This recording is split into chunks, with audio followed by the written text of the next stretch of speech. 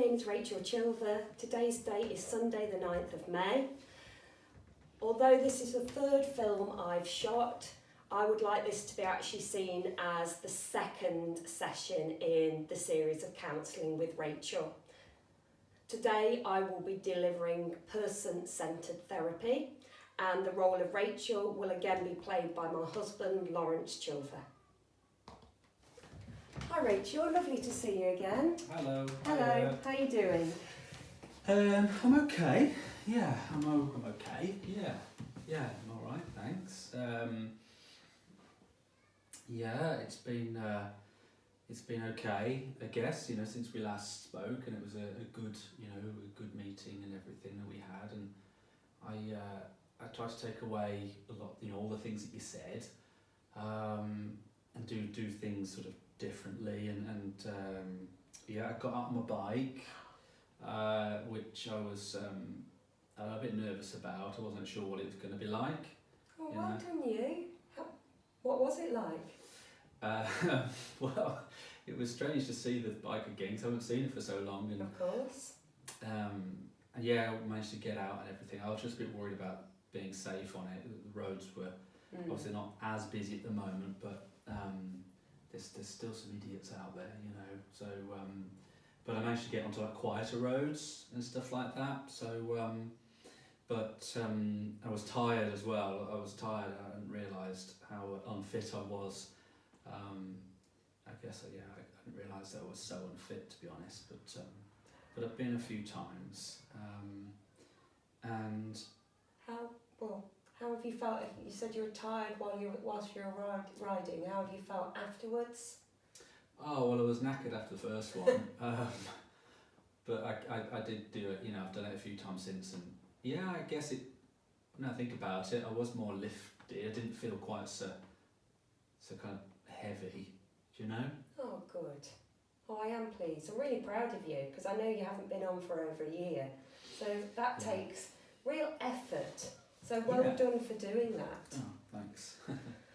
Okay, so what about the rest of your life? How's that been ticking over since I last saw you? Well, not a lot really has changed. Paul's still working away, so it's kind of just me, on my own, which, isn't kind of what I want, it's just me, like nobody else, so I just feel, I guess I feel alone, and I go to work and they're still out there being, other people there, so they're like, I know they're talking about me, all the people that work there, and I know the boss has said something to somebody else because there's no way they would have known because I said it to him, and then that's how now everybody else knows. So I think, it's pretty obvious that he's talking about, and everyone's talking. I see them, they're in the little group and talking about me, and it must, so because they don't talk to me like, about anybody. So, but yeah. Well, no one likes that feeling. No one likes the feeling that other people are talking about them. I imagine it feels very hurtful. Well, it just reminds me of being back at school, to be honest. So, yeah, that's a bit rubbish. So am I right in thinking it potentially resurrected some of those older feelings? I know you had a tough time at school, the subject of bullying, you felt like you didn't have any friends. Well, yeah, I don't really have friends at work, so yeah, it probably does. Probably is a bit similar thing, which is annoying because you think people would grow up, wouldn't you? But I suppose I shouldn't be surprised really. It's just always that way for me. I can sense, a real strong level of frustration there, and I think from what you're describing, that is very understandable, really understandable. So, talk me through, an average working morning when you first wake up? Well, I wake up, the alarm goes off, and I don't want to get out of bed. That's the first thing, because it's just the thought of going in and got to get up and sort myself out and make myself look presentable, you know, so that in the workplace, you know, there's not something else for them to talk about me, you know. But yeah, there's days I just don't want to get out of bed. I just want to stay in bed. Feel safer there than, yeah, just the thought of getting out. It's so hard to get out of bed. So that sort of darkness, that cloud is still very much there in the morning. Obviously you've worked hard to get yourself back on the bike, and that seems to have, in your words, lifted you to some extent out of work hours, but you still have that, you know, dread or fear of actually going into the workplace.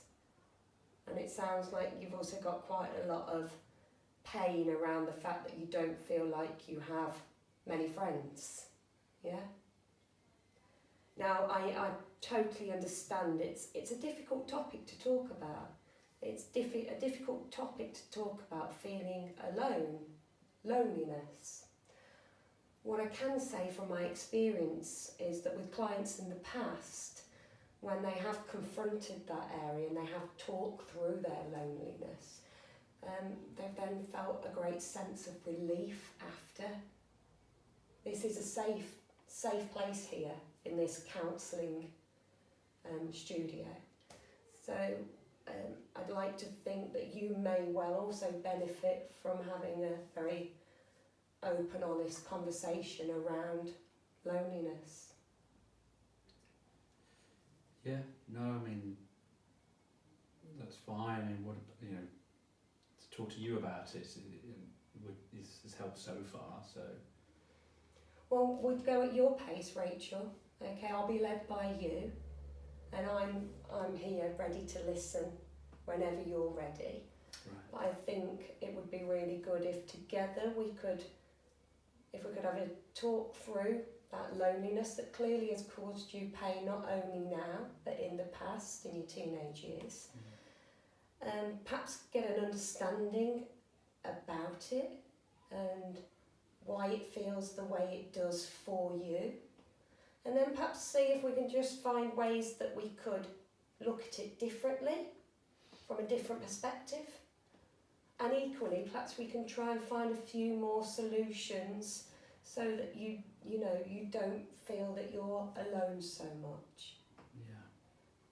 Yeah. How does that sound to you, Rachel? Yeah, I mean, I feel it's a funny thing to talk about. It's quite difficult to, you know, people don't like to think of themselves as sort of saddos, or you don't want people to feel sorry for you. So it's not always an easy topic to talk about, is it? But I guess it is true. I suppose, you know, what you're saying is true. I don't have many friends, and and there are people that just don't like me. And that has been that way ever since, you know, for ages, a long time ago. And my mum and dad aren't nearby, Paul's not around that often, so, you know, if you think that's going to help, then I'm happy to do that, definitely. Okay, Rachel. Another really brave step that you're going to take there. Well done.